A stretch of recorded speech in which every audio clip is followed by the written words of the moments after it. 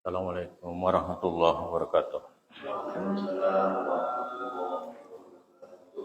Alhamdulillahilladzi faddala bani Adam bil ilmi wal amali ala jami'il alam. Assalatu wassalamu ala sayyidina Muhammadin sayyidil arabi wal ajam wa ala alihi wa ashabihi ya nabi'il ulum wal hikam. Biwarakatil Fatihah. A'udzu billahi minasy syaithanir rajim. Bismillahirrahmanirrahim. Alhamdulillahi rabbil alamin arrahmanir rahim maliki yaumiddin. Iyyaka na'budu wa iyyaka nasta'in ihdinas siratal mustaqim. Siratal ladzina an'amta 'alaihim ghairil maghdubi 'alaihim waladdallin. Surat Al-An'am ayat 25. A'udzu billahi minasy syaithanir rajim. Bismillahirrahmanirrahim. Wa minhum man yastami'u ilayk وَجَعَلْنَا عَلَى قُلُوبِهِمْ أَكِنَّةً أَن يَفْقَهُوهُ وَفِي آذَانِهِمْ وَقْرًا وَإِن يَرَوْا كُلَّ آيَةٍ لَّا يُؤْمِنُوا بِهَا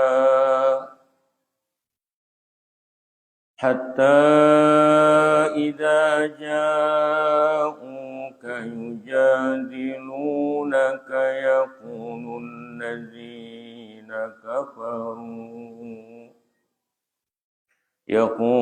الذين كفروا إن هذا إلا أساطير الأولين إن هذا إلا أساطير الأولين صدق الله العظيم.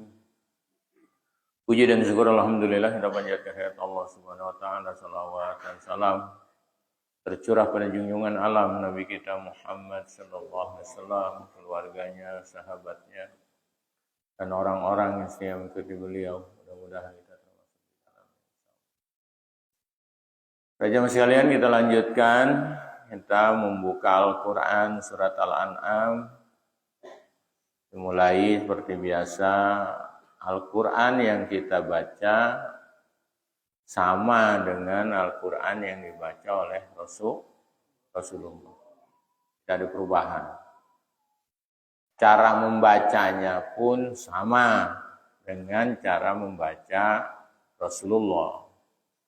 Paling bedanya suara. Kalau kita taat dengan aturan ilmu tajwid, gitu.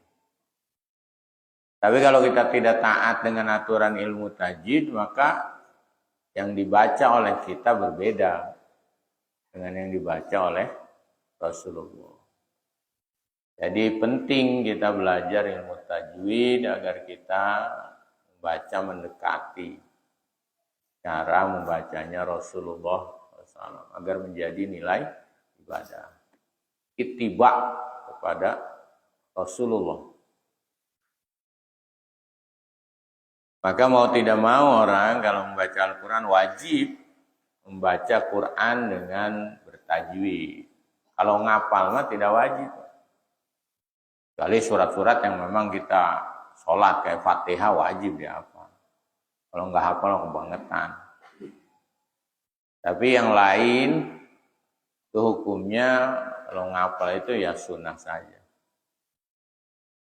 Dan tidak menunjukkan orang kalau sudah hafal tuh jadi maksum gitu.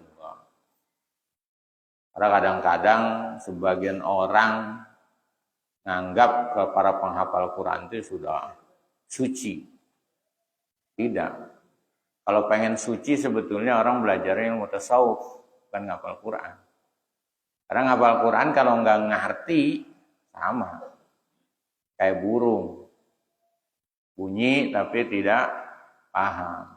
Burung yang bisa Assalamualaikum. Ya coba dia tanya, apa artinya? Nggak ngerti dia. Bapak jelek. Gitu. Karena ngedenger istrinya ngejelekin bapaknya, dia niru bapak jelek. Dia nggak ngerti apa bapak jelek. Jadi kecuali orang-orang penghafal Quran, kemudian dia mengerti dan kemudian dia melaksanakannya. Baru yang seperti begitu tuh. Jadi nilai ibadah besar. Kalau cuma ngapal doang mah sama aja barangkali. Walaupun susah menghafal itu, tapi tidak kemudian dia menjadi tingkatannya jadi maksum, tidak. Tetap manusia biasa. Karena sekarang ini sedang sekolah-sekolah gitu, bikin tahfidz, ya untuk mencari kesucian. Anaknya kalau hafal, anak saya hafal juz amma, juz 30 bukan 30 juz. Tapi itu udah senang lah orang tua. Tapi ngapal itu ya bukan sesuatu yang wajib. Yang wajib adalah membaca Quran kita dengan bertajwid. Wa minhum, ada nun sukun ketemu ha di depannya. Ha itu termasuk huruf halak. Ada 6 huruf halak, huruf tenggorokan.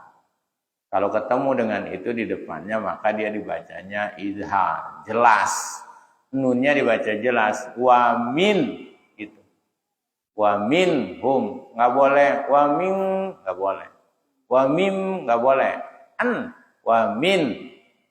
Ini hukumnya jadi izhar. Izhar itu jelas. Yang jelas itu dibaca nun, bukannya jelas apa-apanya. An wa min. Dan hum ada mim, mim sukun ketemu mim. Kemudian dikasihlah oleh para ulama huruf tasdid itu. Baris tasdid. Wa minhum. Ada yang menyebutnya dia guna sejenis karena mim ketemu dengan mim. Beda dengan man, nun sukun ketemu iya. Dia mah nggak boleh jelas, nggak boleh dibaca man yas, nggak boleh. Iya, karena ya-nya adalah huruf idgham. Nun sukun. Idgham itu artinya idgham bercampur, dimasukkan kepada huruf sesudahnya. Huruf sesudahnya itu iya, maka mai ditahan. Namanya juga guna. Mai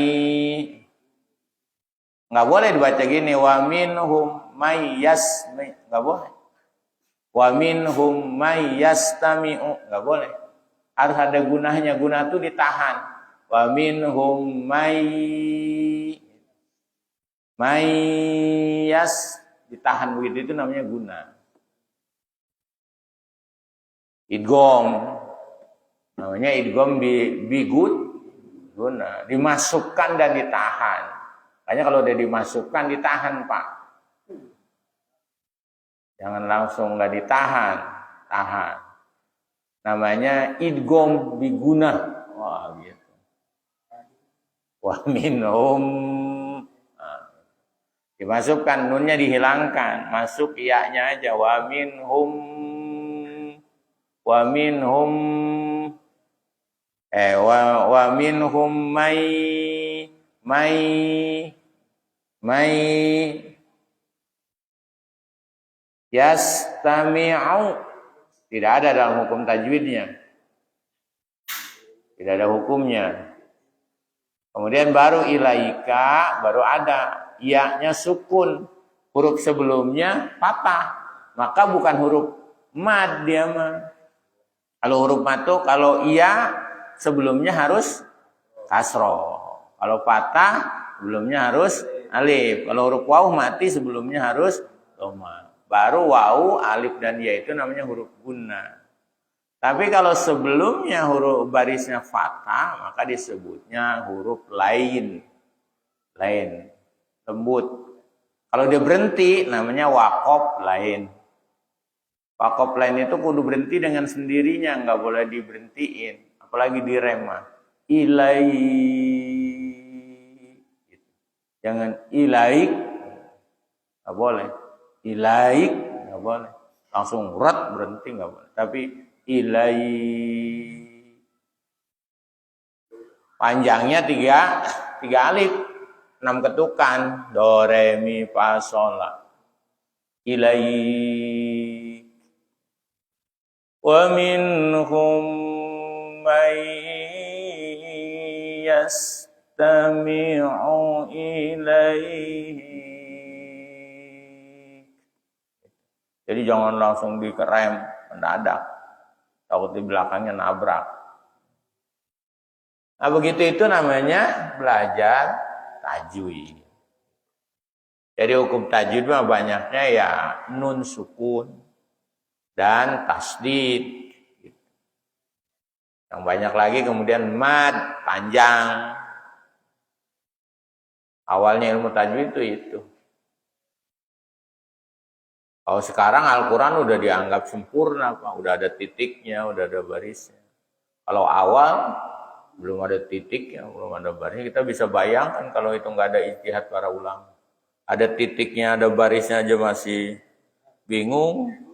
Apalagi nggak ada barisnya, nggak ada titiknya. Bisa nggak ngerti mana ba, mana nun. Kenapa bisa begitu? Karena kita bukan orang Arab, bahasanya bukan bahasa kita. Jadi kalau bukan bahasa kita, ya wajar aja salah-salah tuh.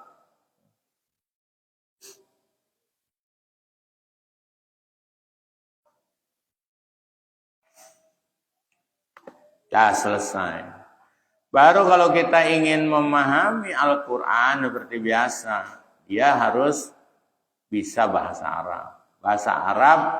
Bahasa Arab resmi, fasohah namanya. Bukan bahasa Arab gaul. Kalau bahasa Arab gaul mah bawa apa? Jadi TKI aja. Ya bisa ngomong bahasa Arab. Tapi ketika baca Quran mah coba aja orang TKI suruh baca Quran, artiin. Belum tentu dia bisa. Paling taunya naam-naam doang. Kalau ada di Qurannya naam. Wa dan paling begitu. Kalau secara Quran ya dia harus belajar. Karena kosakata Quran itu adalah kosakata yang dipakai oleh orang Arab ribuan tahun yang lalu. Itu. Walaupun dia kalamullah. Sehingga banyak kata-kata yang kalau dirubah sekarang itu ya bisa berbeda. Pak. Jadi kalau secara kesimpulan Quran itu yang 114 surat, 30 juz, itu isinya dibagi 4, Pak. Pertama, tauhid, keimanan. Sayang pada Allah, dalil-dalilnya. Allah itu gimana?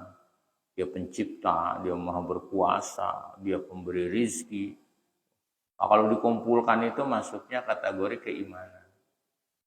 Rasul, Nabi Muhammad, lalu kemudian surga, neraka, itu keimanan.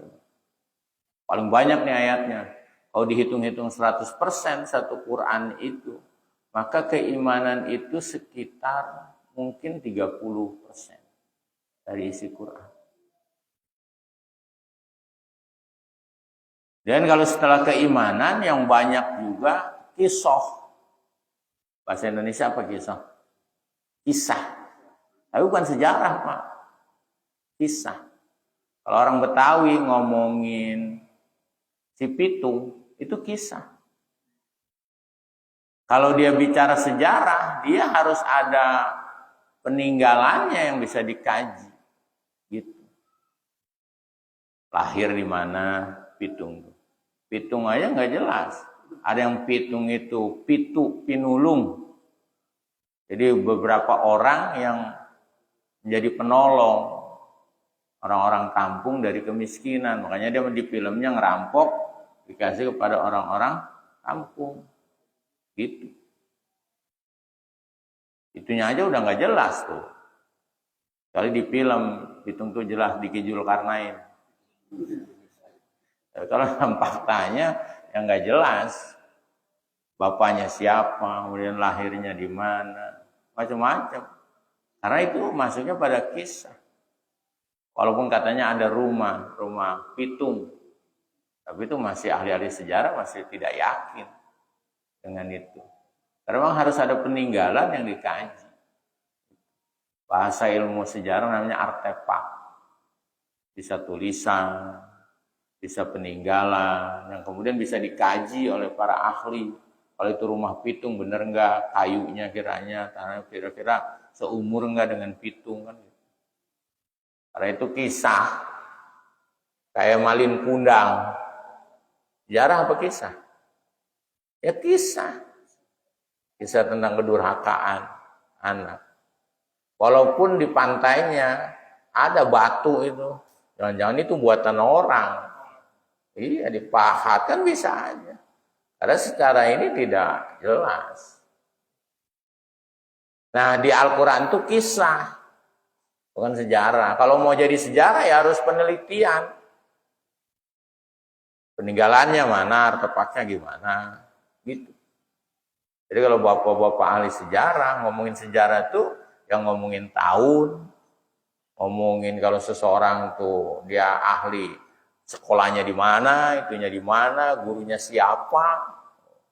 Kalau belajar Syekh Nawawi misalnya, itu sejarah.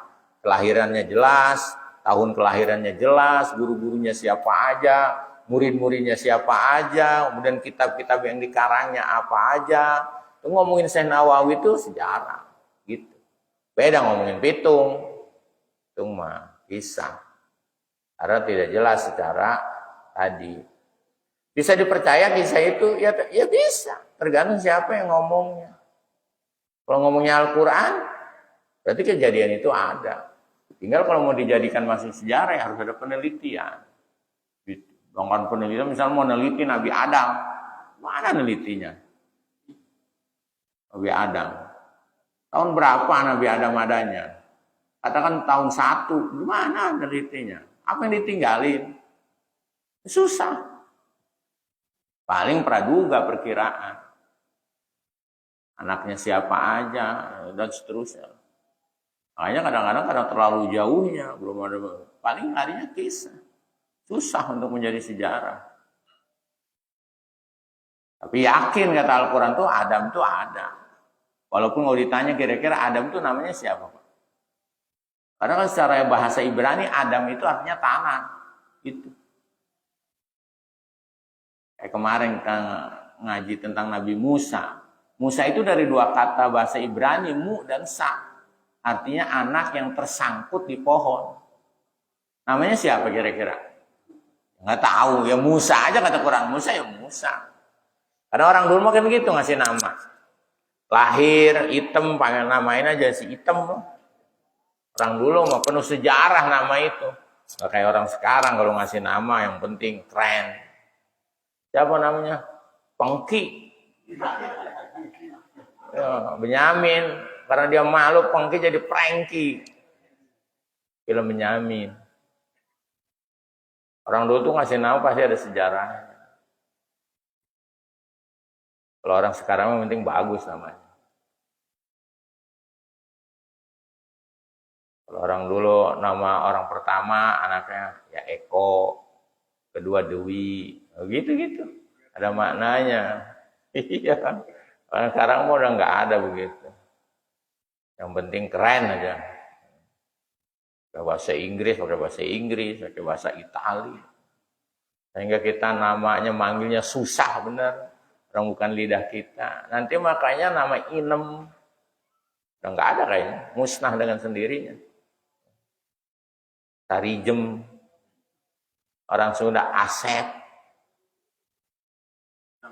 Iya, Ujang Surajang. Maman Suparman, gitu. Nanti mah hilang. namanya udah nama, wah nggak jelas, kayak bukan orang Indonesia. Tapi memang udah begitu, gimana? Udah dulu mah ya rada-rada Arab dikit atau asli Sunda atau Jawa. Sunda tuh Dayat, Sunda. Pokoknya orang Sunda banyak namanya Dayat tuh. Paling banyak mah Asep. Atau udah Asep nih orang Sunda. Dulu, sekarang orang Batak juga ada Asep. Asep Batak. Orang Jawa. Orang Jawa khasnya apa namanya? Mukimin, Tulkiem, Sainem. Ya, banyak lah. Kliwon. Agus mah nggak jelas. Orang mana Agus? Orang Priai yang Agus. Darahnya darah biru kalau Agus. Beda dia.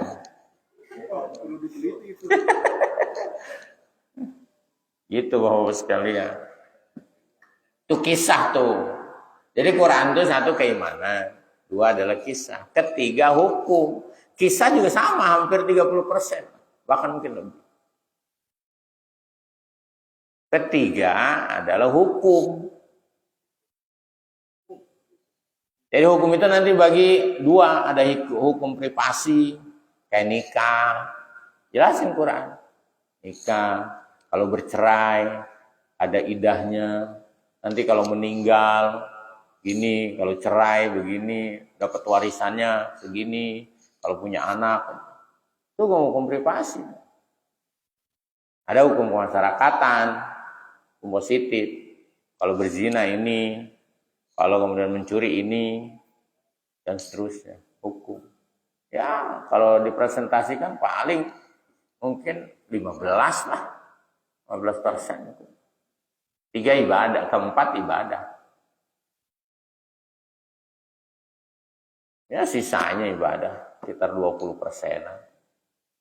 Atau bahkan lebih sedikit. Tapi 4 itu tuh intinya, keimanan, kisah, hukum, dan kemudian ibadah. Ibadah ayat-ayat sedikit-sedikit. Ada orang ngomongin puasa, dalilnya mana cuma satu aja. Ya alladzina amanu kutiba alaikumusiyam, wa kutiba alal ladzina min qablikum la'allakum tattaqun. Udah sih. Satu ayat tapi kemudian mewajibkan puasa. Sholat, aqimus sholat. Quran tuh. Kalau ditanya sholatnya gimana? Ya nanti dipraktekin sama Rasulullah. Tinggal orang belakangan ngelihat Rasul. Kan Rasul nggak pernah videoin beliau sholat. Iya, karena belum ada. Apalagi selfie sama Rasul, lagi selfie. Sholat, nggak ada. Karena belum ada. Terus kita nyampainya gimana? Kabar. Makanya kadang-kadang ketika itu kabar menjadi multitafsir, teks, bahasa. Wa kana Rasulullah SAW, dan adalah Rasulullah kalau sholat itu menaruh tangannya setelah mengangkat takbiratul ihram itu di dada. Gimana coba naruh di dada? Bisa macam-macam Pak. Ada yang begini, ada yang begini, ada yang begini, ada yang begini. Tolong di dada, tafsir. Dan kita ramenya di mana? Di tafsirnya, ribut. Itu. Karena hukum itu seolah-olah Islam itu ngomongin hukum, padahal enggak. Paling banyak itu tadi kayak mana. Bahkan kalau bicara dakwahnya Rasulullah SAW di Mekah, itu hampir 10 tahun Rasul nggak pernah ngomongin ibadah sholat. Karena sholat itu belum diwajibkan. Kalau saya tanya, kapan sholat itu diwajibkan? Waktu Isra Mi'raj. Isra Mi'raj itu kapan kejadiannya? 1 tahun atau 2 tahun sebelum Rasulullah hijrah ke Madinah. Jadi dakwah 10 tahun itu clear. Bukan ngomongin sholat. Ngomongin keimanan. Percaya sama hari akhir, percaya sama Allah. Itu kalau dirangkum Quran tuh begitu. Saya punya buku namanya Tafakuh, Ta'limu Fahmil Quran Bimaudu'ihi. Membuat bagan untuk memahami Quran. Baru kemudian kita ngomongin satu-satu. Itu secara umum begitu tuh. Kira-kira kalau Allah bicara hukum nih, orang kalau berzina, kemudian dirajam. Itu yang dimaksud apakah rajamnya atau supaya kapoknya orang dihukum? Iya. Nih orang dihukum nih pakai rajam. Apakah memang harus rajamnya atau supaya orangnya itu kapok? Kalau orang nggak perlu dirajam kemudian dia kapok, boleh nggak? Iya. Makanya para ulama Indonesia mah keren. Tidak pernah mau hukum itu menjadi hukum positif. Karena dalam sejarahnya kadang-kadang digunakan oleh penguasa untuk sesuatu, menguntungkan penguasa. Kayak orang PKI dulu. Orang tinggal nunjuk aja kalau nggak senang sama orang. Abri itu, PKI itu. Mati dia. Tanpa ada pengadilan. Dan banyak itu Pak. Gitu. Asal kita nggak suka, tunjuk aja PKI. Pasti dibawa oleh TNI, oleh ABRI pada saat itu. Tanpa di pengadilan, tanpa eksekusi, cedera aja. Khawatir dijadikan begitu. Makanya ulama-ulama Islam Indonesia mah tidak pernah ingin menjadikan hukum itu menjadi hukum positif. Karena negara bisa melakukan itu, mengambil alih kalau tidak suka dengan seseorang. Ada deliknya. Makanya para ulama Nusantara mah keren. Tapi ada masih sekarang orang teriak-teriak hukum Islam, hukum Islam. Padahal nggak ngerti tentang maksudnya. Jadi kalau hukum itu rata-rata bukan ain, bukan zat hukumnya. Tetapi orang dihukum itu supaya tidak mengulangi pekerjaan itu. Kan gitu rata-rata. Jadi kalau kita kasih bagan baru tuh jelas. Kalau kita bacanya parsial, satu, enggak. Secara keseluruhan pemikiran Quran itu kita nggak jelas. Dan kalau kita detilin lagi ngomongin Quran bukan cuma 4, cuma 2. Ngomongin Allah, ngomongin manusia. 2 doang. Tidak akan membicarakan apa-apa Quran. Jadi kalau yang dari 4 itu kita saring lagi, ngomongin cuma 2. Ngomongin Allah, ngomongin manusia. Jika Allah kemudian menciptakan manusia, Allah memperkenalkan dirinya pada manusia supaya manusia itu tahu siapa sang pencipta. Caranya pakai apa, Pak? Allah. Supaya bisa dikenal sama manusia, caranya pakai apa? Bapak tahu dari Allah dari mana, Pak? Jangan-jangan kagak tahu lagi. Bapak tahu dari Allah dari mana, Pak?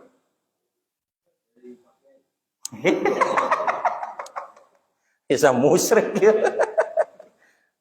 Iya, benar. Dari seseorang. Berarti dari apa namanya itu? Namanya ayat. Jadi Allah memilih seorang manusia. Karena Allah nggak mungkin ngomong sama setiap orang. Ngomong sama Pak Teye. Allah, saya Tuhan. Ngomong lagi sama Ustaz Aziz. Kata Allah, saya Tuhan. Atau repot. Masa ke semua orang ngomong, saya Tuhan. Saya Tuhan. Masa Allah ngomongnya begitu? Maka kemudian Allah memilih seseorang manusia.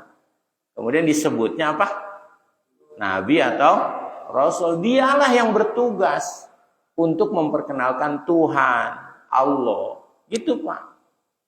Makanya udah percaya sama Nabi. Kalau nggak percaya sama Nabi gimana? Bapak kenalnya dari mana? Enggak, saya mau kenal langsung. Oh stres. Masa Allah bisa dikenal langsung? Emang siapa? Dari anasir penciptaan saja berbeda. Allah mah wallahu alam nggak ngerti, pasti berbeda dengan ciptaan makhluknya. Kita membutuhkan orang yang kemudian orang itu menyampaikan. Itu yang disebut dengan nabi. Makanya sejak manusia ada selalu ada nabi. Karena dialah penyampai risalah dari Tuhan, disampaikan begini, namanya wahyu. Dari wahyu itu kemudian nabi menyampaikan, baru orang kenal, oh Tuhan itu sang pencipta begini. Kalau dia tidak melalui wahyu, dia melalui perenungan, itu susah ketemunya. Makanya nanti dalam sejarah agama ada animisme, dinamisme. Gitu. Melihat gunung, wah ini kayaknya Tuhan nih. Tuhan nih. Gitu. Kok Tuhan begini? Lihat matahari, kalau kata Nabi Ibrahim, wah ini Tuhan nih. Kok hilang? Bukan. Nah, itu pemikiran-pemikiran agama itu kalau tidak melalui wahyu, nggak bakalan ketemu Tuhan. Orang kadang-kadang dengan wahyu juga ditanya Bapak kenal Tuhan dari mana Pak? Dari mana ya? Ya dari Bapak kali. Bapak tahu dari mana? Ya dari bapaknya kali. Terus bapaknya tahu dari mana? Jadi bapaknya. Terus pada akhirnya mah kepada seorang nabi. Gitu. Itu namanya Allah memberikan penerangan melalui wahyu. Bahasa. Walaupun wahyu itu tanpa bahasa, tapi dibahasakan oleh manusia yang namanya nabi. Ada yang tanpa bahasa kita bisa mengenal Allah dengan ayat-ayatnya, ciptaannya tuh. Ada penciptanya, pasti ada penciptanya. Penciptanya itu Tuhan. Kita orang Muslim, Allah. Gitu. Nah kalau kemudian udah tuh, Allah memperkenalkan zatnya semua dan seterusnya. Kenal manusia. Kemudian manusia pengen berhubungan dengan Tuhan. Gitu. Diatur sama Allah berhubungan dengan Tuhan. Saya sama Pak Teh saya tanya, gimana cara Pak Teh berhubungan dengan Tuhan? Ya orang Muslim sholat, doa. Nyampe, ya tergantung seseorang. Ada orang yang bisa khusyuk sholatnya. Ada yang berdoa, ya Allah. Itulah cara manusia berhubungan dengan Tuhan, dengan ibadah. Sudah selesai itu hubungan Allah manusia. Allah ingin dikenal melalui ayat. Manusia ingin kenal Allah dengan ibadah. Kita mah sholat, puasa. Udah selesai, udah hubungan manusia dengan Allah. Sekarang tinggal hubungan manusia dengan manusia. Gitu. Perlu diatur. Kalau nggak diatur ya berbahaya. Quran ngomongin. Itu namanya hukum. Itu Pak. Jadi secara umum tuh udah global begitu tuh. Baru kita terpahami pola Allah menciptakan dengan wahyunya. Maka orang kadang-kadang di sini dibilang wa minhum, sebagian mereka ada orang man yastami'u ilaika, mendengarkan kepada engkau Muhammad ayat-ayat Quran dibacakan. Tapi wa ja'alna ala qulubi makinnah. Kata Allah, kami jadikan hati mereka itu ada akinnah. Ada di hatinya itu ada penghalang. Apa kira-kira penghalang kita ketika kita dengerin ayat-ayatnya kita tidak paham? Bisa macam-macam. Kalau orang Arab bukan nggak paham apa yang dibacakan oleh Rasul, tapi ada akinah, mungkin kesombongan, sehingga tidak beriman. Gitu. Bahasanya akinah. Sehingga karena ada akinah itu ayyafqahuhu wa fi adani waqra. Karena ada akinah di hatinya, dia tidak paham dengan ayat-ayat itu. Atau di kupingnya, wa fi adani waqra, nih di kupingnya ada sumpelan. Sehingga dia tidak mendengar. Bahkan orang kalau sebagian mereka itu wa iyarau, kalau mereka melihat kula ayatin, setiap ayat la yu'minu biha. Tidak beriman mereka dengan ayat itu. Makanya Bapak-bapak bersyukur, Pak. Masih bisa beriman pada Allah. Ngerti kagak Quran? Apa kagak? Percaya sama Allah. Bersyukur, Pak. Orang Arab aja kayak Abu Jahal ngerti kagak percaya. Hanya beruntung, itulah keimanan. Itu juga karena Bapak lahir dari emak Islam baik. Bapak Islam, emak Islam, wah Islam. Tapi maupun apapun sebabnya ya bersyukur. Suruh nyari mah nggak bakalan ketemu, Pak. Dari kecil orang nyari agama, pada puyeng. Coba baca perjalanan orang mencari agama. Habis waktu. Kita mah nggak perlu nyari-nyari agama, udah wah Islam. Marhaban, Jadal Husaini. Ola al-Badr. Jadi itu udah diiring, udah Islam. Jadi nggak ya pinter-pinter banget juga kagak Bapak mah. Tapi masih percaya iman. Itu mahalnya tuh, Pak. Karena kalau kita tidak terlahir dari orang muslim, ibu muslimah, walah, agamanya apa? Gitu. Makanya bapak tuh walaupun bapak kita tuh nggak ngerti apa-apa tentang agama, bersyukur. Karena gara-gara darah dia lah kita Islam. Jangan mentang-mentang kita pinter gitu nganggap bapak doang, bapak saya mah agamanya ini dia mah nggak taat bener. Ya kalau kagak ada dia lu belum tentu Islam. Gitu. Kong jarang kita mikir Islam tuh, taunya udah Islam baik. Makanya ada sebagian orang tuh ngedengerin Quran paham dia, tapi kemudian nama Allah di hatinya itu ada akinah. Dan di kupingnya ada wakra. Sehingga dia tidak beriman pada Allah. Bahkan kalau dia lihat ayat secara keseluruhan, dia lihat mujizat Rasulullah, nggak beriman. Kita melihat mujizat Rasul, kagak. Siapa yang lihat mujizat Rasul? Kagak pernah ketemu sama Rasulullah, tapi masih beriman, luar biasa. Bahkan hatta idza ja'uka, bahkan jika mereka datang kepadamu Muhammad, mereka itu yujadiluna, Kak, mendebatmu Rasul yang ketuhanan. Bahkan yaquluna alladzina kafaru, mereka ngomong orang-orang kafir itu, orang-orang kafir itu orang musyrik, Pak. Bukan orang ahli kitab, bukan. Orang musyrik ngomong begini, in hadza illa satirul awalin. Quran mah Muhammad itu dari dulu. Cerita orang dulu kayak apa? Surga, neraka dari dulu. Kiamat. Itu namanya satirul awali. Bapak pertama kali ngedengar ada kiamat alam dunia kapan, Pak? Dari siapa? Apa dari ngaji kali? Ustaz di kampung nanti udah percaya sama kiamat. Terus sampai sekarang masih ada orang ngomong kiamat belum? Udah kiamat belum? Asatirul awali. Jangan-jangan dongengan orang dulu tuh kiamat. Gitu. Makanya orang musyrik Mekah bilang, wah Muhammad ngomongin kiamat, surga, neraka. Dari dulu orang ngomong begitu.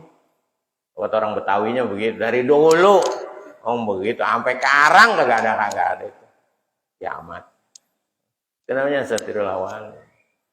Oh, orang muslim ada yang nanya masa pakai itu orang ngomongin surga neraka itu kapan emang itu? Perasaan dari dulu orang kepala lu bau atau ya emang belum waktunya gimana?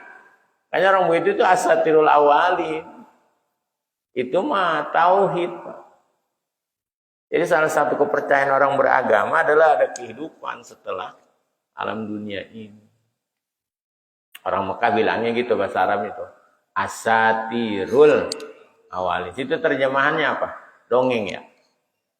Dongeng orang dulu. Dongeng orang dulu itu maksudnya tentang surga, neraka. Bapak semakin tua umurnya, semakin sering mendengar kiamat.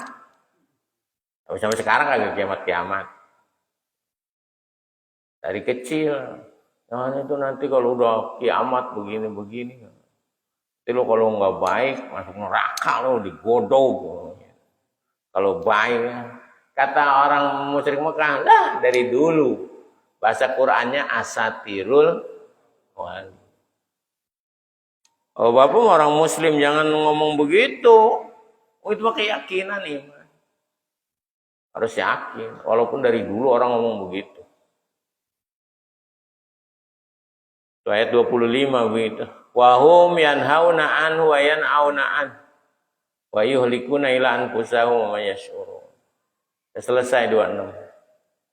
Kemudian masih keyakinan lagi tapi informasi tentang hari akhirat, tentang neraka. Jadi orang kalau tahu neraka dari mana ya kalau ngitunya dari Quran.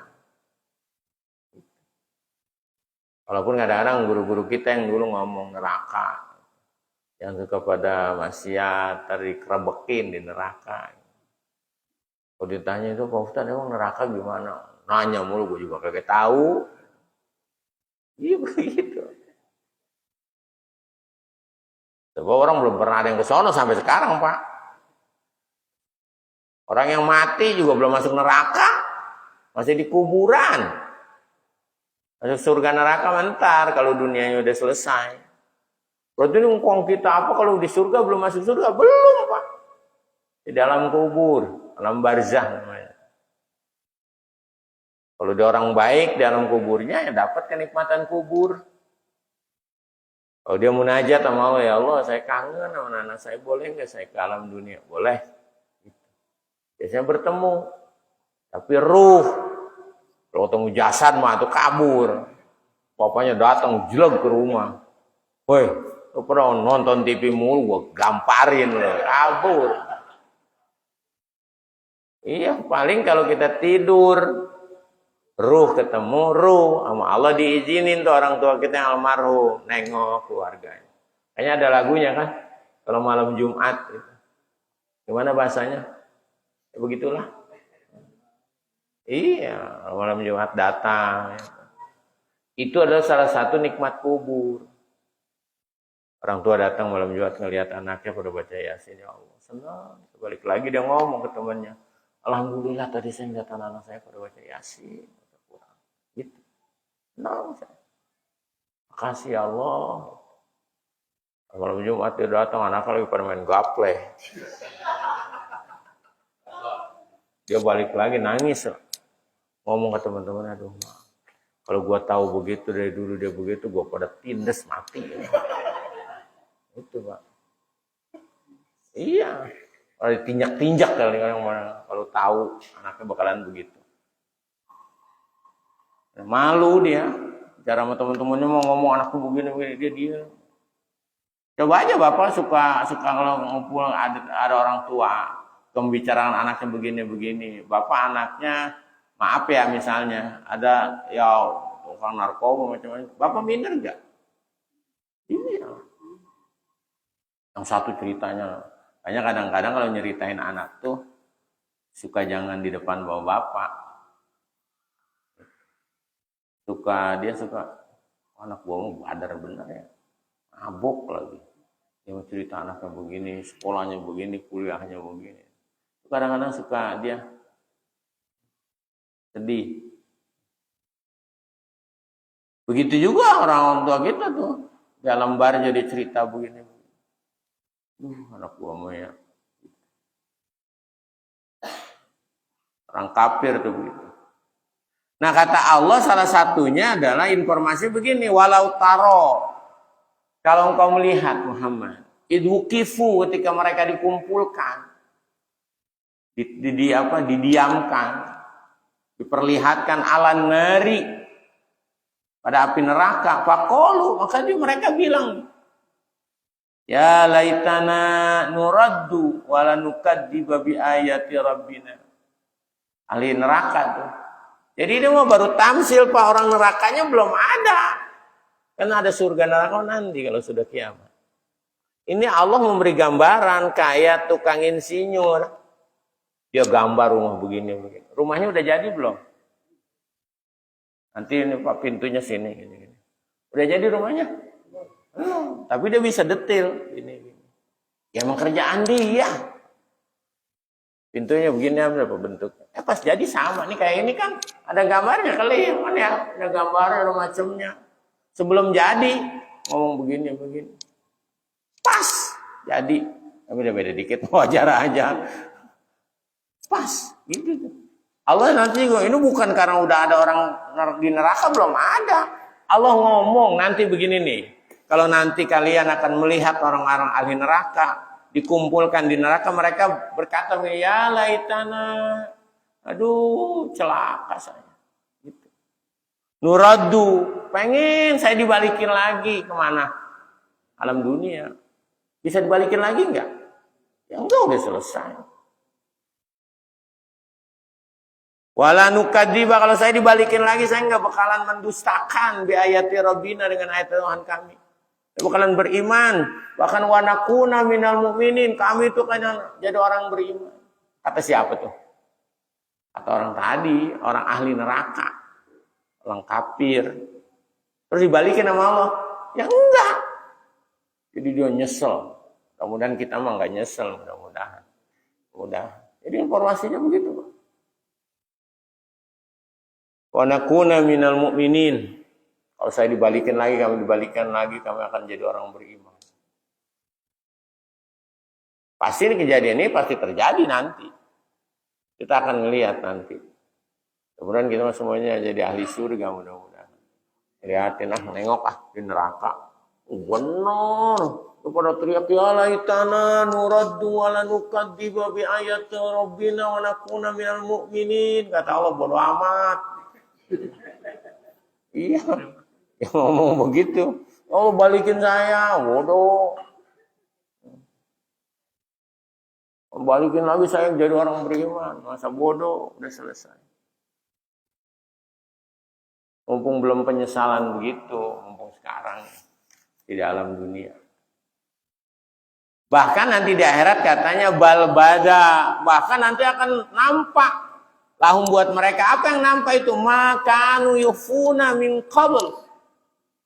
Apa saja yang mereka sembunyikan di alam dunia dulu. Jadi hati-hati Pak, di alam akhirat menanti gitu, apa yang kita sembunyikan akan diperlihatkan oleh Allah. Ngomong kayak orang bener banget, ternyata lu sama, lu ada di neraka lu. Ngomong kayak orang bener, nanti akan begitu Pak. Ngomong mau nyuruh orang berbuat baik begini, kok lu ada di sini? Gitu. Hati-hati. Pakaian makanya ahli surga, kelakuan, ahli neraka. Dari sana kelihatan, lah, lu dulu bukan pakai jubah, pakai sorban. Atau di neraka, konslet gua. Gitu. Hati-hati Pak. Ada yang begitu nanti, banyak Pak. Bahkan kalau kata hadis Nabi, ma'ul jima ditarik. Orang-orang begitu tuh. Yang dia ngerti, yang dia tahu, tapi dia melaksanakan. Waduh, makasih Mas. Siaran langsung lo ini, ada susu lagi. Itu Bapak sekalian. Mumpung kita belum nyesal di akhirat. Ayo kita sama-sama sebisa mungkin kita berbuat baik. Apa kata Allah mereka bilang, ya laitana nuraddu wa la nukadziba, ya Allah balikin saya. Apa kata Allah? Walau ruddu, kalau mereka dikembalikan lagi la'adu. Mereka lupa, pasti balik lagi kerjaannya. Limanuhu, ngerjain pada sesuatu yang dilarang dari wa innahum, dia ngomong begitu juga bohong. Sama kayak orang sakit ditengok sama jamaah. Lain saya. Kalau saya sembuh, saya ikut ngaji. Lebay mah kagak ngaji juga dia. Udah kelakuannya begitu. Main, sampai Ustaz sampai ngedoain panjang. Baik, tetap baik kagak ngaji. Mana ini doanya? Manusia begitu Pak. Hanya yang kita yang pada sudah tergerak ngaji, ya harus dijaga. Karena memulai sesuatu yang baik itu berat. Seperti khutbah-khutbah awal ngaji saya, al khairu adatun, kebaikan mah adalah kebiasaan. Kalau wasyarru lajajatun, kalau keburukan mah candu. Kalau pengen berbuat baik mah nggak usah dipaksa-paksain. Kali aja tagihan. Tapi kalau berbuat khair, perlu dipaksa. Sebab nggak sesuai dengan keinginan kita. Jam 4 udah bangun. Sholat subuh. Nah dingin. Pengen tidur lagi ya. Oh gitu. Jadi nggak gampang kebaikan. Jadi kata Allah begitu, walau rudu, kalau mereka dikembalikan lah, aduh mereka pasti mengulangi lagi. Imanuhu, mengerjakan sesuatu yang dilarang. Wa innahum lakadzibun. Makanya manusia mah nggak usah terlalu percaya kalau udah lagi sakit gitu. Doain saya. Kita mah tetap ngedoain. Saya ikut ngaji. Belum tentu Pak. Yang berharap besar. Apalagi kalau saya mah ada orang banyak orang. Jadi doain nanti kalau sukses nih. Wah, ya udah sukses melupa. Kayak caleg begitu. Calon terbalik. Doain udah jadi mah boro-boro. Ketemu juga susah Pak. Yang manusia begitu Pak tipikalnya. Jadi nggak usah aneh. Jangankan sama manusia, sama Tuhan aja begitu. Apalagi sama manusia. Pada turun, kalau lagi masa-masa begini nih turun. Anji begini. Kalau udah jadi mah. Turunnya kalau nyungsep. Susah, manusia begitu. Dan gak usah kecewa emang begitu manusia. Kalau nggak begitu bukan manusia namanya. Itu manusia. Apa mereka bilang? Waqalu, dan mereka bilang in hiya illa hayatuna dunya. Kehidupan itu buat kami cuma kehidupan dunia. Wa manahnu bimausin, enggak percaya mereka nanti kalau sudah meninggal dibangkitkan. Enggak mungkin dibangkitkan karena secara logika enggak masuk, Pak. Secara logika berpikir orang sudah meninggal, gimana ceritanya bisa dibangkitkan oleh Allah? Sudah hancur. Jangan ngomongin iman, kalau iman mah iya. Kan Allah Maha berkuasa, gitu tuh. Itu iman tuh. Tapi kalau logika gimana bisa? Orang yang sudah hancur kemudian bisa kembali lagi. Gimana caranya? Kecuali kalau iman yang berbicara iman dan logika. Kalau sudah iman mah bisa secara logika itu benar. Itu kan Allah mau berkuasa, gampang buat Allah mah mengembalikan lagi, itu ngomongnya iman. Bagi Allah mah tuh nyiptain sesuatu yang nggak ada aja bisa, apalagi yang udah ada, itu mah iman. Tapi orang Arab umumnya tidak percaya dengan hari kebangkitan. Dan agama pun banyak, Pak. Selain Muslim tuh. Memandang kehidupan setelah hidup dunia itu beda-beda. Yang sering saya bilang. Tuh. Salah seorang saudara kita, kalau ngomong kalau udah meninggal, udah pasti masuk surga, Pak. Gak ada tanya jawab, ditanya gitu, gak ada. Meninggal, surga. Enak benar. Kalau orang muslim mah susah, walaupun dia rajin kalau ditanya, Bapak nih kalau rajin ibadah gini, kalau meninggal masuk surga enggak, Pak? Insya Allah. Paling maksimal begitu, Pak. Enggak pernah ngomong, iyalah kalau saya mati masuk surga. Malah diomelin sama orang, belagu. Tapi bagi sebagian itu pengikut agama, kalau udah meninggal pasti masuk surga. Ada yang orang beragama tidak memahami tentang hari akhirat, ada. Hidup dunia ini aja. Dia berbuat baik bukan untuk akhirat, tapi bisa kembali lagi ke alam dunia dengan bentuk manusia. Tidak jadi hewan, tidak jadi kodok, jadi orang berbuat baik itu motivasinya berbeda. Kalau kita berbuat baik untuk kehidupan akhirat, kemudahan kebaikan saya jadi pahala nanti buat akhirat.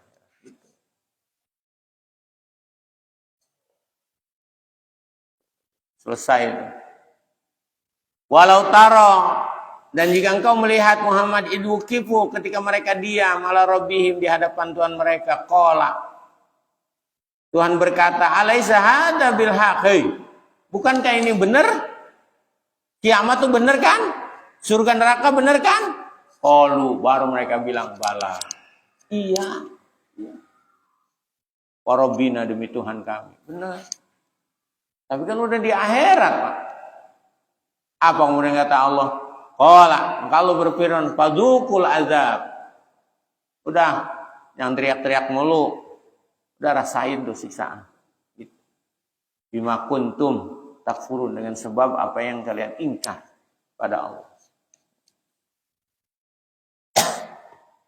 Kata Allah begitu, kumpulin ahli neraka. Bener kan? Ada nih hari kiamat. Ada surga, ada neraka. Ahli neraka ngomong, bala. Bahasa Arab tuh bala, kata kita mah. Iya benar. Bala. Udah disapuin. Bala. Bala warabbina. Benar ya Allah, demi Tuhan. Ya Tuhan kami semua. Ini kalau pakai pikiran gak ketemu, Pak. Nyari agama tentang hari raya akhirat gak bakalan ketemu. Kalau bukan melalui wahyu. Orang belum pernah ngalamin. Makanya tanya, misalkan agama bumi kayak Hindu, Buddha, tanya kehidupan akhirat buat mereka. Coba tanya Bapak kalau punya teman. Ya teman orang Hindu atau Buddha, tanya. Kalau di agama kamu kalau orang sudah meninggal gimana? Coba aja tanya Pak, diskusi. Kalau kagak bingung bapaknya. Karena berbeda konsep. Makanya mereka mah kadang-kadang ada yang meninggal yang dibakar. Apa yang ada di pikiran nanti kalau udah meninggal itu halang.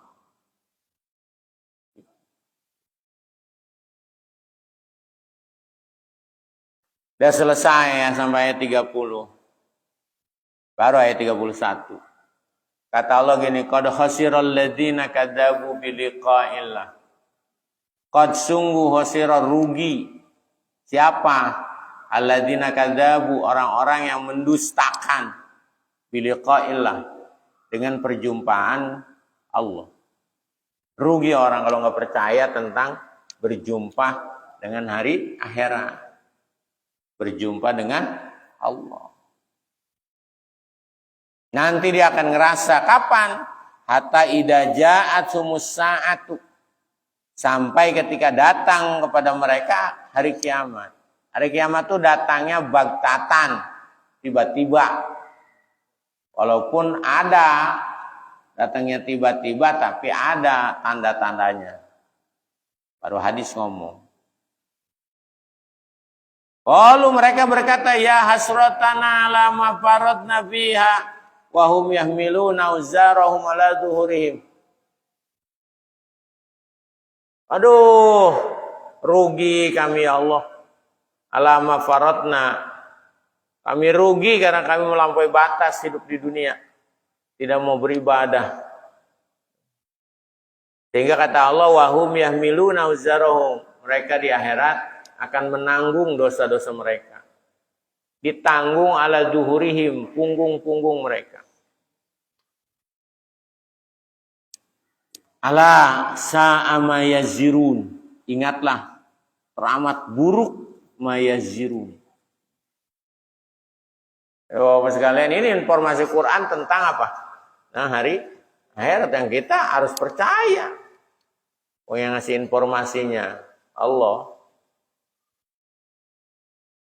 Kayaknya kalau dalam agama Islam mah orang percaya dengan akhirat itu sangat penting, gitu, Bapak sekalian.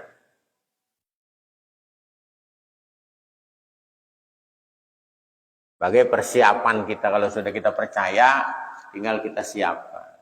Nyiapkan akhirat itu nggak bisa dengan lain, Pak, kecuali dengan amal ibadah kebaikan, baik ibadah sosial maupun ibadah pribadi. Bantu orang, bantu pendidikan. Itu dalam bahasa agama kita itu kebaikan. Nyenengin orang, baik. Kalau teman lagi susah, ngobrol sampai dia senang, pahala besar. Jangan orang teman lagi susah, ditambah susah. Kasihan. Hadisnya sahih, Pak. Orang yang bisa menghilangkan kesulitan temannya di dunia, kelak Allah akan hilangkan kesulitannya di akhirat.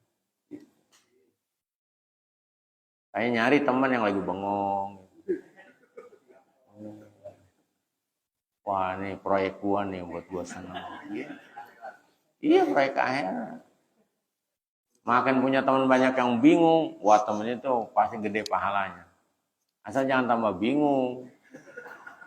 Dia bingung, temennya bingung, ngobrolnya bingung semua. Stres semua. Coba kali-kali nyenengin teman yang lagi bingung. Paling orang kita mah keukur bingungnya paling masalah duit. Gak bakalan bingung karena akhirat. Susah kalau bingung karena akhirat ngebantunya, Pak. Dia ngeliat, kenapa lo bingung? Aduh, gua bingung nanti di akhirat tuh gimana ya? Masuk surga mau. Susah ngebantunya, Pak. Hebat bener lo mau bingung sampai akhirat. Nah, kita mau bantunya gimana?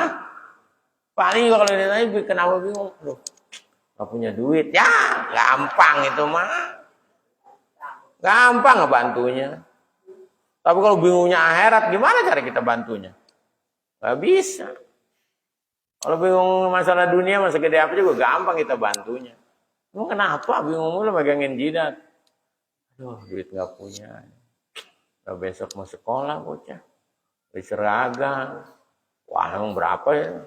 Ya paling juga 500.000. Ya kecil itu. Coba kalau bingung akhirat gimana bantunya? Gue juga bingung kalau masalah akhirat mah. Itu susah.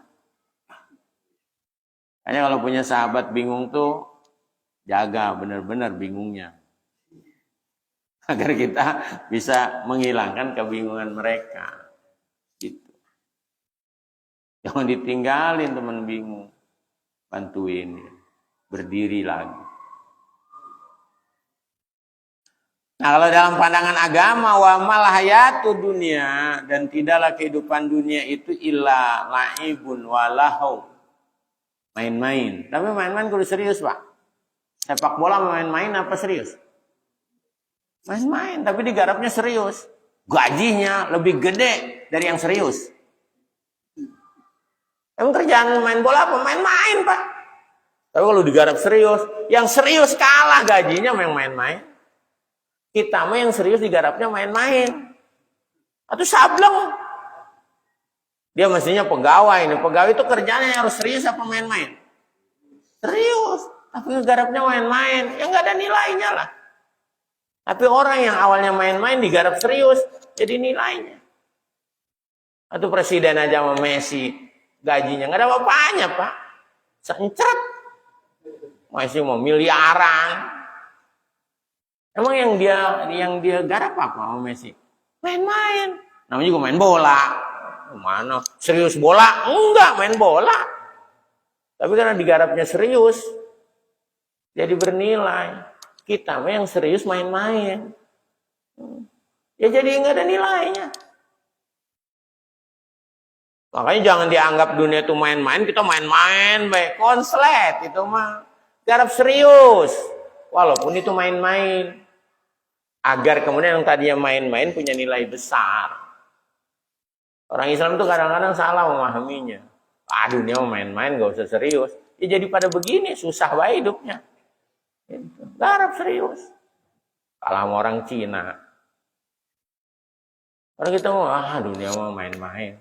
Mau kerjanya main-main baik di dunia. Kira nggak punya duit mau megangin jidat. Bingung. Ya Allah garap serius. Walaupun dunia itu main-main, garap serius. Karena orang ukuran maju tidak maju, dunia Islam dulu maju. Ya karena di dunia dia garap serius. Dengan ilmu. Sehingga kemudian jadi berilmu. Jangan dianggap yang main-main itu nggak ada nilainya. Main motor, balapan, main-main apa serius balapan? Oh bocah juga sering main balapan. Tapi kalau digarap serius, gajinya lebih gede dari masalah dunia. Main poli, main basket. Tapi kalau dia garap benar. Jadi Bapak sekalian menganggap dunia itu jangan main-main, kemudian digarapnya main-main. Ya main-main semuanya. Coba garap serius buat persiapan akhirat. Walahwun. Lahwun, lago. Tidak ada nilainya. Yang baik itu waladarul akhiratu khairun. Kehidupan akhirat itu lebih baik. Lilladina yattaqun, buat orang-orang yang bertakwa. Jadi kalau udah punya dunia kita garap serius, jangan main-main di dunia mau main-main. Yang udah kita miliki itu dunia garap buat akhirat, begitu Pak. Pemikiran Quran tuh. Jadi yang tadinya main-main kita garap serius. Udah kita dapat. Kita untuk bekal akhirat. Kalau orang ngomong lah dunia emang nggak dibawa mati. Buat ente nggak dibawa mati juga. Buat orang muslim sejati mah dunia dibawa mati Pak. Orang dia sodakonya banyak. Dibawa mati nggak tuh sodako? Iya. Yang suka orang ngomong gitu. Dunia emang ngapain serius-serius nggak dibawa mati. Ya kalau nggak dibuat berbuat baik. Coba kalau buat berbuat baik. Dunianya dibawa mati nggak? Di akhirat sampai dibawa-bawa Pak. Orang muslim sejati itu begitu. Dunianya harus dibawa mati. Kalau orang kafir ya dunia itu buat poya-poya macam-macam menyenangkan dia. Perlu dengan wanita tinggal telepon ya. Ya dunia nggak kebawa mati lah begitu. Orang pemuas syahwat. Coba kalau kita dapat uang kemudian kita bangun masjid. bangun pesantren, orang bangun kita bantu, kebawa ke akhirat nggak? Gitu Pak. Begitu tuh konsep Quran yang bener mah. Jangan main-main baik di dunia. Kira saudara bingung, orang main-main gak punya. Harap serius. Yang main-main itu agar bernilai. Nanti kalau kita sudah punya, maka kita jadikan visi akhirat. Karena akhirat mah khairun. Dalam ayat yang lain khairun wa abqa, kekal. Kalau bahasa Quran bahkan ada mesinnya tuh. Yang tadinya dunia yang tidak ada nilainya dimasukin ke mesin. Namanya mesin itu adalah baqiyatus sholihah. Mengekalkan amal-amal baik. Jadi masukin kita tuh. Yang tadinya nilainya dunia, dimasukin kepada mesin. Dikekalkan dengan cara amal soleh. Gitu. Kita punya ilmu, kita investasiin kekekalan. Buat akhirat. Namanya baqiyatus sholihah. Itulah ada toriko di Banten. Saya termasuk yang diijazahkan terakhir. Namanya toriko baqiyatus sholihah.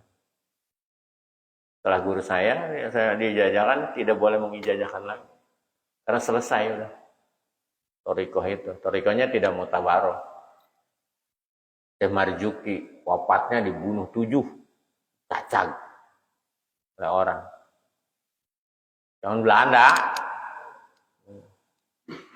Karena kan rata-rata orang toriko pejuang. Makanya kemudian orang Belanda tuh minta seorang mufti di Betawi, namanya mufti Betawi itu Usman, Habib Usman. Beliau memfatwakan bahwa toriko itu haram hukumnya. Belanda punya legalitas, asal orang kumpul-kumpul toriko tangkap, penjarain. Karena rata-rata kalau di Banten yang pada melawan Belanda itu orang-orang toriko. Kemudian minta fatwa dari mufti Batavia, namanya Habib Usman. Habib Usman itu kemudian memfatwakan bahwa toriko itu haram. Mulai orang main toriko itu tidak terang-terangan, datang ke guru sendirian, awal. Sembunyi-sembunyi. Karena kalau terang-terangan ditangkap sama Belanda, Pak. Kagak dibunuh juga bagus. Diasingin. Kalau nggak diasingin, penjara. Maka sejak itulah toriko turun. Di Nusantara. Karena orang ketakutan. Gara-gara fatwa Habib tuh. Habib Sedeng namanya Habib Usman. Mufti dia. Mufti Batavia, tapi dia yang ngangkatnya orang Belanda. Jadi sejak itulah kemudian dari fatwa itulah kemudian ilmu toriko, ilmu tasawuf mengalami kemunduran. Mereka kalau ada orang pengen tuh datang ke gurunya sendiri aja. Jadi saya mau ngikutin torikonya. Hati ya, jangan terang-terangan. Mulailah ada konsep baiat, tawajuh. Sendiri personal sama guru. Karena ketakutan kalau rame-rame. Itu bapak-bapak sekalian, ingetin dunia itu laibun walahun. Kita seriusin, kita garap yang benar, kemudian kita kekalkan untuk akhirat. Karena akhirat itu walaupun gimana, waladarul akhiratu khairun lilladzina yattaqun. Apalah taqilun. Kalau orang Betawi, emang kagak punya otak loh. Kata orang Betawi, bahasa Indonesia apalah takilun, apakah tidak berakal kalian? Kalau bahasa Betawi beda Pak, apalah takilun, kagak punya otak lo ya? Gitu.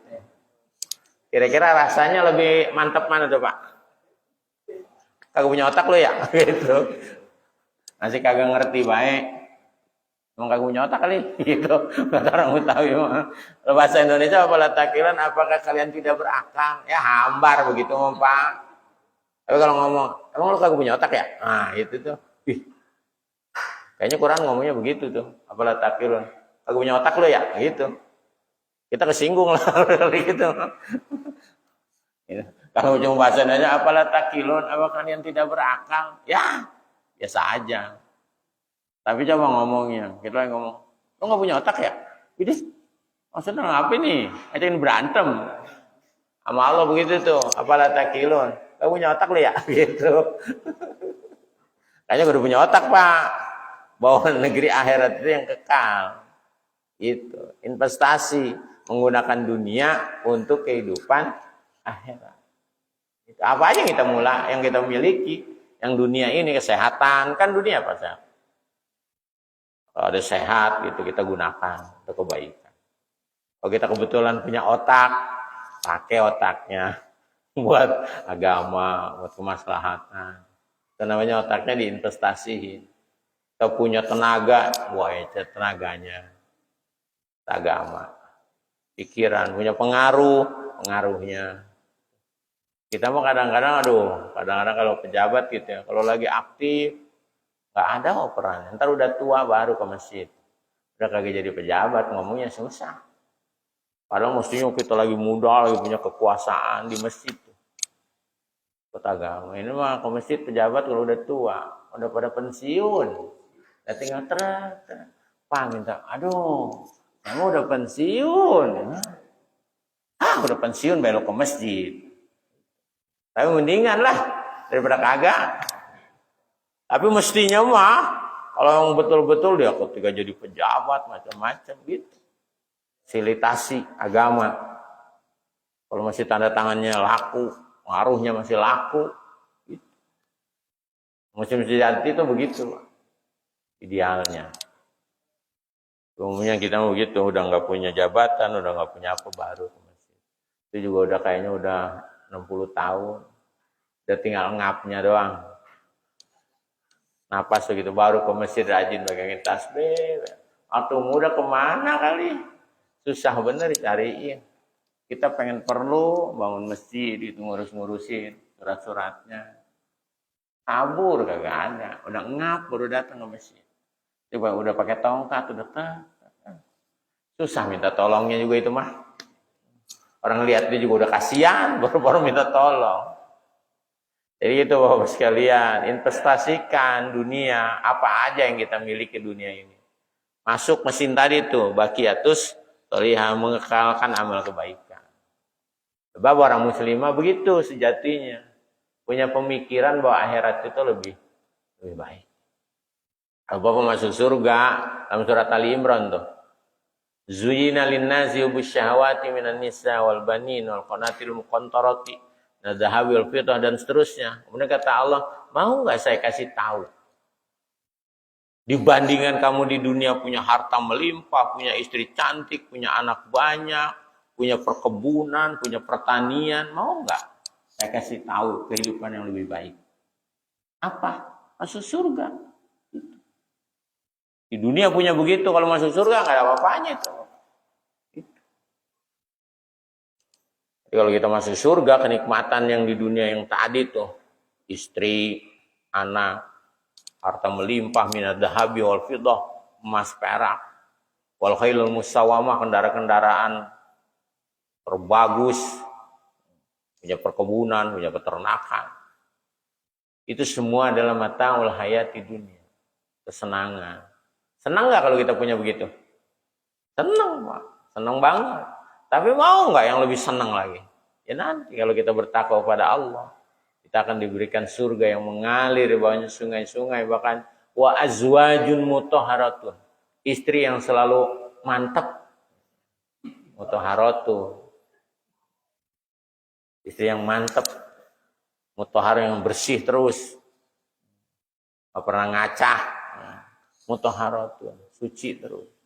Makanya kalau dalam kitab tafsir itu ngegambarin bidadari surga, matanya bulat, bersih sampai kemudian urat-uratnya kelihatan hijaunya. Saking pengen menggambarin. Tapi surga begitu tuh surga syahwat, Pak. Ya, surga syahwat lah, gitu, Pak. Oh, Bapak pengen begitu. Itu tingkatan bawah itu surga syahwat. Berarti Bapak pindah tempat doang. Surga sejati bukan begitu.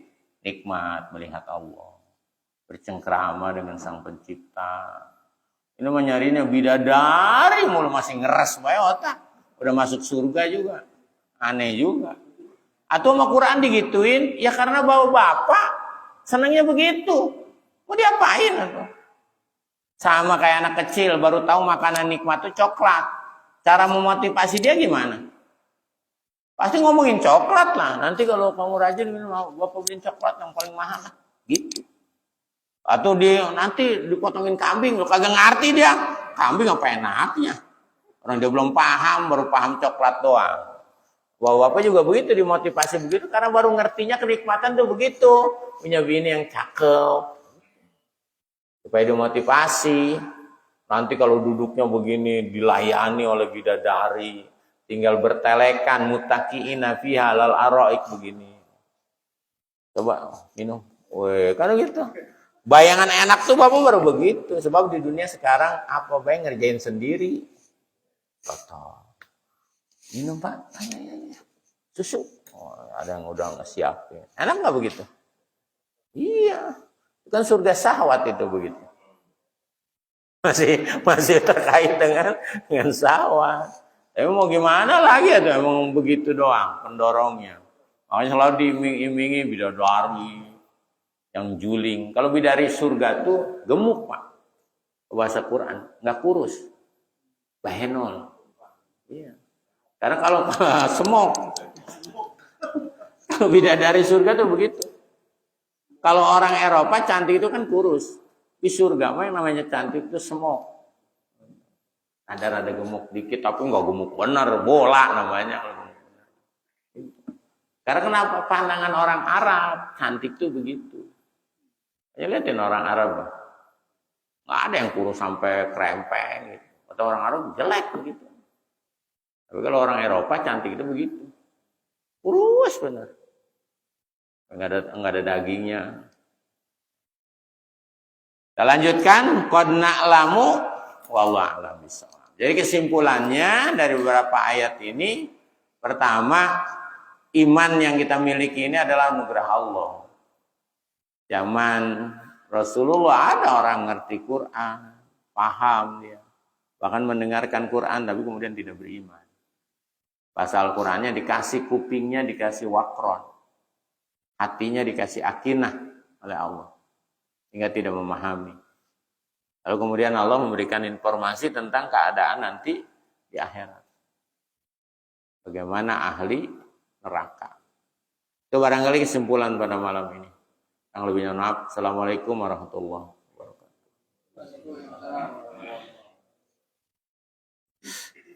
Terima kasih. Terus selanjutnya seperti biasa ada acara tanya jawab atau tidak ada interaktif. Barangkali bapak-bapak ada pertanyaan pada malam hari ini.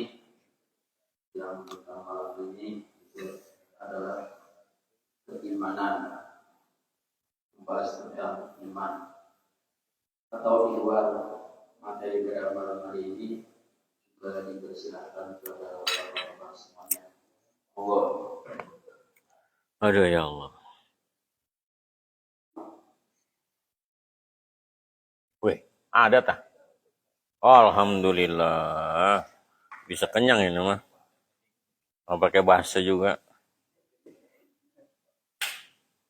Oh iya, Pak Ketua RT, silakan. Assalamualaikum warahmatullahi wabarakatuh. Makanya Pak Ustaz tadi dijelaskan di apa namanya untuk apa nih? Oh gitu. Apa namanya akhirat itu kan belum ada gitu ya. Tapi kejadiannya ada kejadian tuh kayak mati suri gitu kan. Ada mati suri tuh dia berapa hari itu sampai baru sadar. Nah ketika dia sadar lagi tuh dia cerita kan dibawa ke akhirat apa surga neraka lah gitu ya. Ada dia ngeliat yang dipotong-potong, nanti dia jelasin itu sampai di surga gini-gini. Nah itu penjelasan seperti apa tuh? Saya rasa itu dari saya. Terima kasih. Assalamualaikum warahmatullahi wabarakatuh. Waalaikumsalam warahmatullahi wabarakatuh. Mungkin yang dialaminya adalah halusinasi. Halusinasi tentang gambaran neraka. Faktanya mah belum. Sama kayak bapak-bapak kayak baca Quran tadi. Ada kegambar nggak tentang kehidupan akhirat? Bayang nggak? Begitu. Orang mati suri. Bukan orang mati suri itu udah tentang surga. Bukan.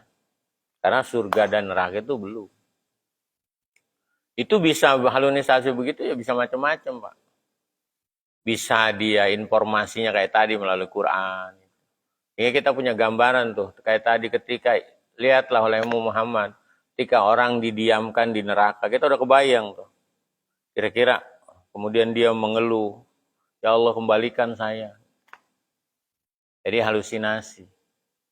Yang pastinya dia juga belum juga ke neraka. Kalau ke neraka dia kagak bisa balik lagi. Angus ya. Jadi halusinasi. Dan bisa Pak, sebelum kita ngalamin, tapi kemudian sudah tergambar. Bisa. Jadi asal kita membaca sesuatu, kemudian kita menggambarkan visualisasinya. Iya, halusinasinya. Jadi gambaran dari informasi di bawah sadar. Jadi keluarlah dia ketika apa mati suri atau apa. Ya bisa banget. Makanya ada jamaah pernah ngomong sama saya, Pak Kiai, saya mah sekarang mimpinya mati mulu, gimana ya? Ya nggak gimana-gimana lah. Orang mimpi mati mah. Nggak gimana-gimana itu maksudnya gimana? Yang nggak baik, nggak buruk. Tinggal tergantung ente. Sering mimpi mati begitu, tambah baik apa tambah bangor. Gitu. Itu efeknya Pak. Kalau tambah bangor, mereka gak ada gunanya dia mimpi mati juga. Yang mimpi jejing kerakan dia tobat. Itu nggak ada ngaruh. Kalau bahasa orang sufi itu ya pengalaman spiritual. Kadang-kadang dia dibawa pengalaman spiritual. Ada guna enggak? Ya tergantung efeknya. Dia dibawa begitu itu bertambah baik atau enggak? Bertambah sadar enggak dia? Itu. Ada yang cerita sama saya, Pak. Oke, saya kadang mimpi itu kadang-kadang ada di alam kubur. Itu gimana ya? Ya enggak gimana-gimana lah. Biasa aja kali. Maksudnya biasa aja kata saya, ketika kamu bermimpi begitu itu, efeknya buat kamu ada enggak? Ya kalau kemudian efek kamu pas begitu menjadi orang lebih baik, ada gunanya. Berarti kamu pinter. Ambil pelajaran. Kalau cuma begitu hanya buat obrolan doang, mah, saya begini. Ya, nggak ada gunanya. Gitu. Jadi semua perjalanan hidup kita itu, baik atau tidak baik, bisa nggak kita ngambil pelajaran dari perjalanan hidup itu? Kalau bisa, berarti baik. Gitu. Ada yang ngomong, saya ketemu malaikat itu. Ya, sama saya mah kagak ditanggapin. Maksudnya, ya baik, iya. Nggak baik juga, iya. Tinggal ketemu malaikat tuh, kamu efeknya gimana? Tambah rajin ke masjid enggak? Tambah males enggak? Ketemu malaikat mulu tapi tambah males, ya kagak ada gunanya. Mending ketemu setan. Tambah rajin misalnya ke masjid. Mending ngimpi setan, ketemu setan. Efeknya kamu kemudian jadi ke masjid. Daripada ketemu malaikat, nggak ada efeknya. Misalnya. Gitu. Jadi pengalaman-pengalaman kita yang namanya ruhani itu tidak ada menunjukkan apa-apa, Pak. Tinggal kita bisa nggak ngambil pelajaran. Karena kadang-kadang orang yang suka maaf ya, rajin dikir, apa suka diajak mimpi-mimpi begitu, kadang-kadang dia bercerita itu ingin menunjukkan dirinya. Sudah A, B, C gitu. Padahal nggak ada gunanya Pak, pengalaman gitu, selama itu tidak membentuk kepribadian kita. Gitu.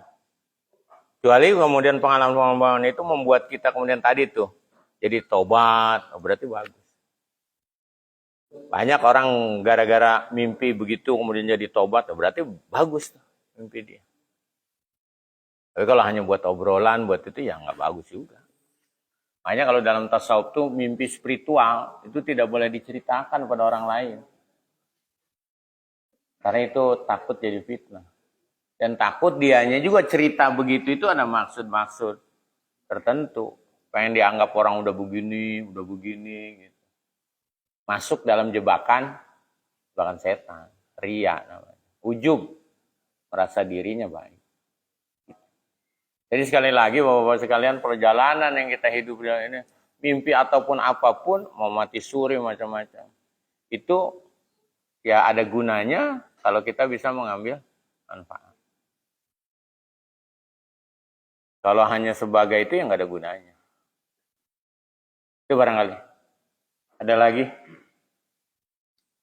Ada lagi yang di belakang? Iya, Pak Mu tadi, silakan Pak. Assalamualaikum warahmatullahi wabarakatuh. Assalamualaikum. Saya mau tanya, kenapa iman bisa bertambah, bisa berkurang? Ya. Terus keduanya, Dari beriman bisa juga menjadi kufur tuh kenapa juga? Kedua, kenapa kedua? Dari beriman bisa menjadi kufur atau kafir juga. Itu aja Pak Ustaz. Al-imanu yazidu wa yanqus. Gimana? Kenapa? Banyak Pak itemnya. Cuma tandanya iman bertambah itu biasanya rajin ibadah. Barometernya. Tapi kenapa bisa begitu? Bisa banyak persoalannya Pak. Bisa banyak. Makanya salah satu agar kita terjaga keimanan itu salah satunya mengupgrade keimanan. Hadir di majelis taklim, lagi males, gitu. Dengar ngaji, kemudian rajin lagi. Gitu. Coba aja Bapak misalnya blank gitu, jangan ngaji, jangan apa, suatu saat bisa doi. Makanya maaf orang yang jarang ngaji itu kadang-kadang keimanannya stabil, bahkan bisa turun. Gimana caranya supaya kita terus bertambah? Satu ya tadi, sering-sering mengupgrade keimanan. Hadir majelis taklim, kemudian kita memotivasi diri kita. Ibadah itu jenuh Pak, luar biasa jenuh. Kalau kita nggak pinter-pinter memotivasi diri kita, bisa jatuh keimanan, bahkan bisa sampai titik nadir lah. Cuma ketahuan kalau begitu itu kita udah mulai males beribadah. Ketika kita merasa begitu, kita harus sadar langsung bagaimana caranya saya bisa naik lagi. Merenung. Sehingga kalau hisab itu buat begitu kan meningkatkan keimanan itu namanya ada bahasanya hisab. Muhasabah, menghitung diri. Sering kita berpikir kita diciptakan dari apa? Kalau kita diciptakan sekarang udah sampai di mana? Kita itu apa? Nanti kira-kira kita kalau udah mati kemana? Itu salah satu cara buat kita keimanan bertambah. Bisa nggak orang kemudian beriman, ingkar? Banyak Pak. Itulah kembali namanya hidayah. Tapi biasanya itu ada sebabnya juga. Jadi perjalanan orang dari muslim kemudian jadi non muslim banyak. Ya kalau bahasa sederhananya tadi hidayah. Hidayah itu milik Allah. Falaisa 'alaika hudahum walakin Allah yahdi man yasha. Kata Allah, Muhammad, engkau tidak bisa memberikan hidayah pada orang lain, tetapi aku yang memberikan hidayah. Jangankan orang yang tidak akrab dengan Rasulullah, orang yang akrab dengan Rasul pun kalau tidak diberikan hidayah mau tidak beriman. Pamannya. Jadi makanya beruntung Bapak-bapak sekalian, paman bukan, ponakan bukan sama Rasul, kenal kagak. Kamu masih percaya sama Rasulullah. Harus disyukuri keimanan begitu. Jadi kalau ditanya gimana agar kita imannya stabil terus ya, hadir di majelis ilmu yang bisa menambah kita cintaan kepada akhirat.